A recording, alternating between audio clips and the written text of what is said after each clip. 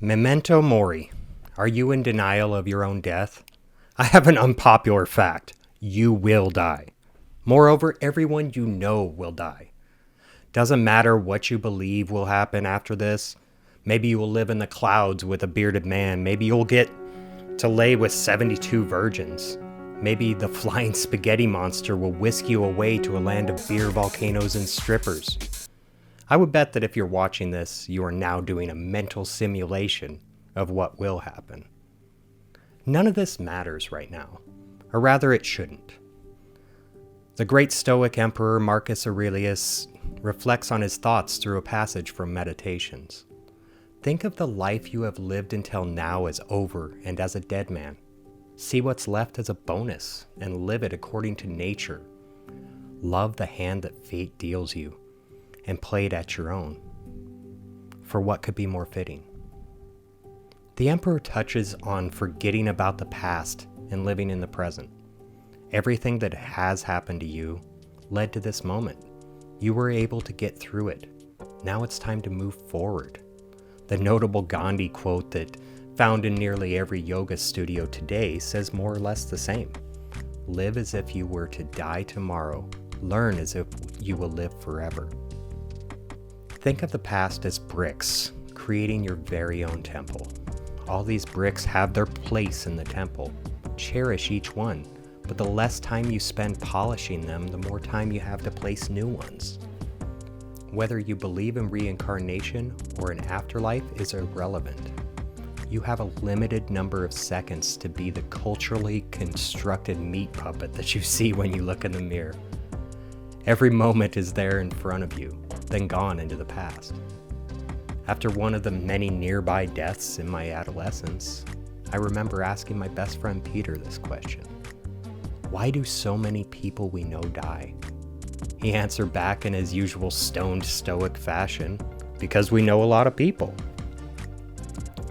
Cut to around 7 years before today. The unthinkable happened. First, I lost my grandfather, whom I wasn't particularly close to. I was a very misguided youth, and I think that always kept us from seeing eye to eye. Then a month later, I got a call from a friend out of town to look at the news. I opened the most recent news story, and an out-of-body experience ensued. My best friend of more than 15 years, Peter, had hit a tree while skiing. One moment, he was having a great day skiing on the mountain that he grew up on, at the place where he almost went pro. The next moment, he was gone. I was asked by his parents to go to the funeral home to support them and his widow. There, looking at his 6'6" body lying still on a table, as he would never do, I just thought about what he had said to me, because we know so many people.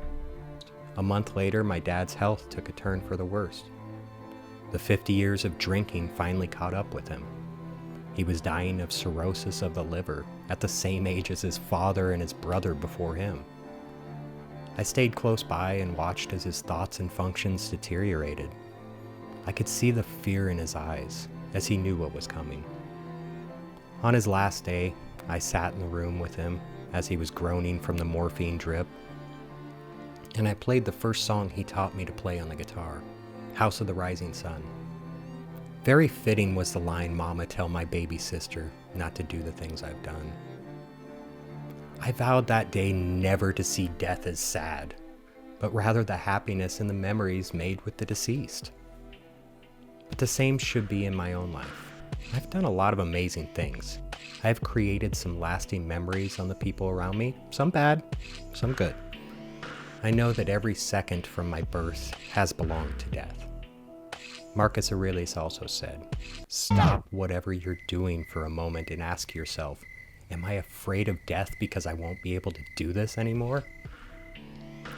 So the true meaning of Memento Mori is not simply to come to terms with the truth that you will cease to exist someday, but rather to live every second with purpose, knowing that the shadow of death doesn't care if you wrote that book or made love to your soulmate. Your death begins at your birth.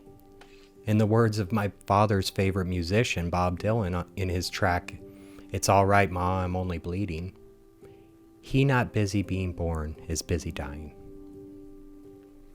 As far as we know, humans are the only creature on earth that understands its own mortality. This is something that all of us share. Epictetus had quite possibly the most profound quote on the subject.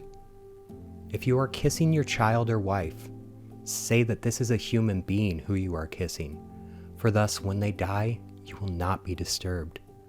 This is not to say that you won't be saddened by the moment of passing of a loved one, but if in your pocket you carry the thought of their mortality, it will make you grateful for every second that you spend with them. More than this, it will make you cherish every moment that you live on this earth. Faith in a spiritual afterlife should not be a substitute for living your life.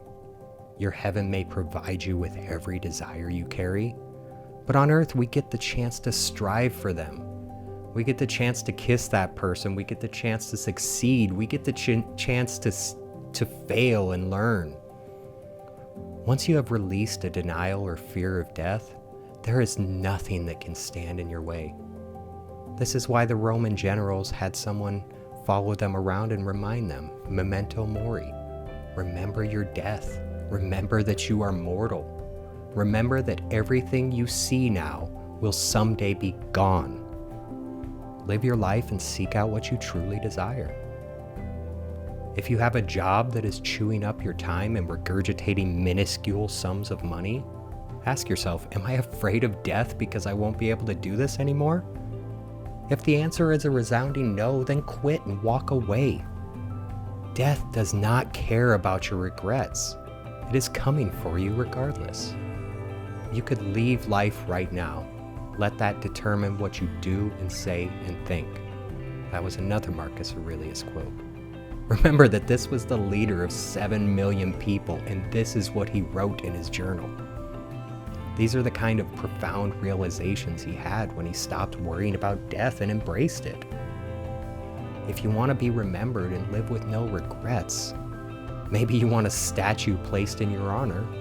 Well, the sad fact is you won't get there by playing it safe and imagining what awaits you when you close your eyes for the last time. By far the most important takeaway from the